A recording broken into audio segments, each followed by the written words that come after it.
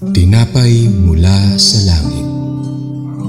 A daily morning devotion with CRC family.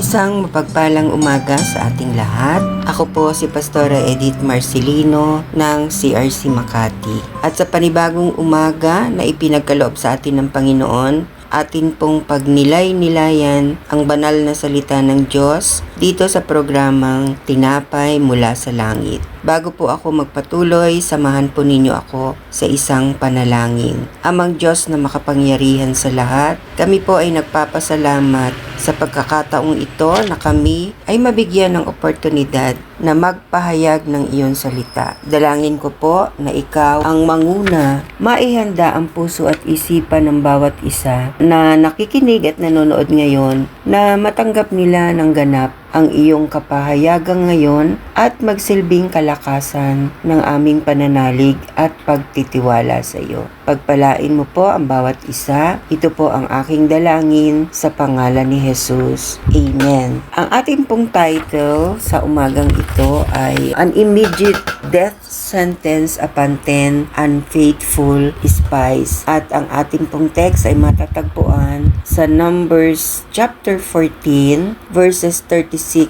to 38. Atin pong basahin sa salin po NIV. So verse 36 ng chapter 14. So the men Moses had sent to explore the land who returned and made the whole community grumble against him by spreading a bad report about it. Verse 37. These men responsible for spreading the bad report about the land were struck down and died of a plague before the Lord. And verse 38, of the men who went to explore the land, only Joshua, son of Nun, and Caleb, son of Jephunneh, survived. So, sa atin pong text na ating binasa, kung atin pong nasubaybayan ang mga naunang kabanata, magmula po sa chapter 13 and 14, na inutusan ni Lord si Moses na magpapunta ng mga spies sa lupain ng Kanaan, na pangako ng Panginoon na ibibigay niya sa mga Israelites. So, sumunod si Moses sa utos ng Diyos at pinapunta niya ang mga napiling leaders sa lupain ng Kanaan. So after 40 days, bumalik na ang mga nag-spy sa lupain at nag-report kay Moses, Aaron, at sa lahat ng mga Israelites na nandoon. So si Joshua at si Caleb, even though they are in the minority, urge the people to go right ahead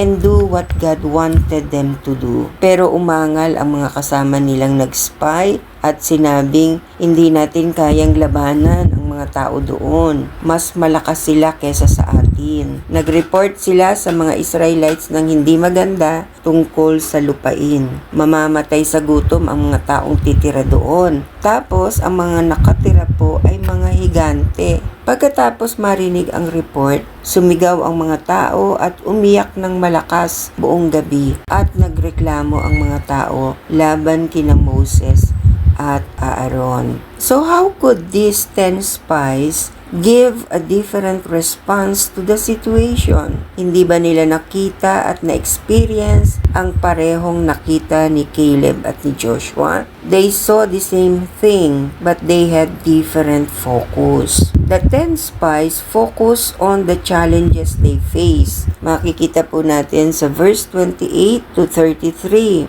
Because of that, they were afraid, discouraged, worried, and had negative attitude. They did not appreciate the good thing God gave them. Nakalimutan nila ang lahat ng ginawa ng Diyos sa kanila, from bringing them out of slavery from Egypt. But the two spies, Joshua and Caleb on the other hand, focused on God.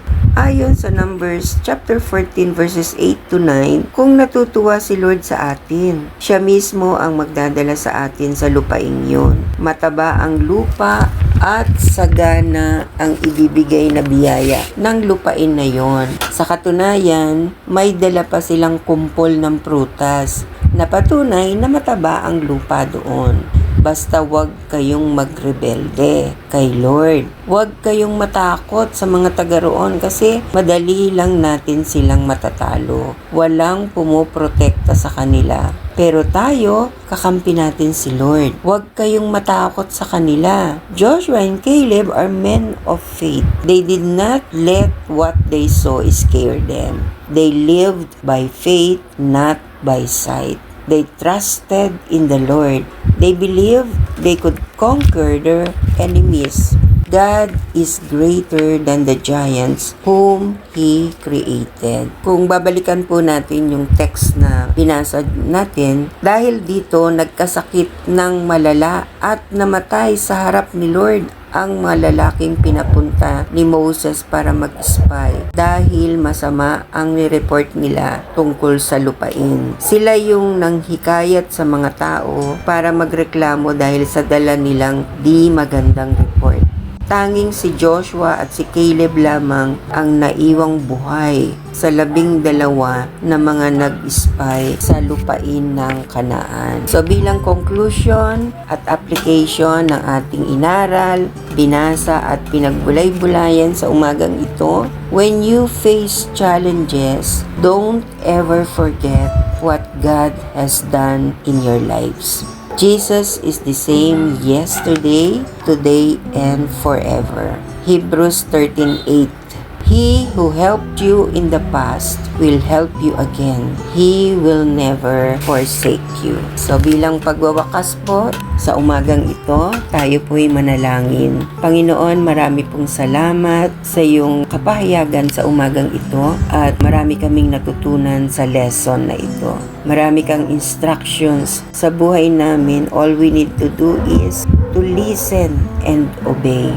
At tunay nga na ikaw ang magdadala sa amin tungo sa tamang landas at gabay namin sa araw-araw naming lakbayin. Salamat po in Jesus' name.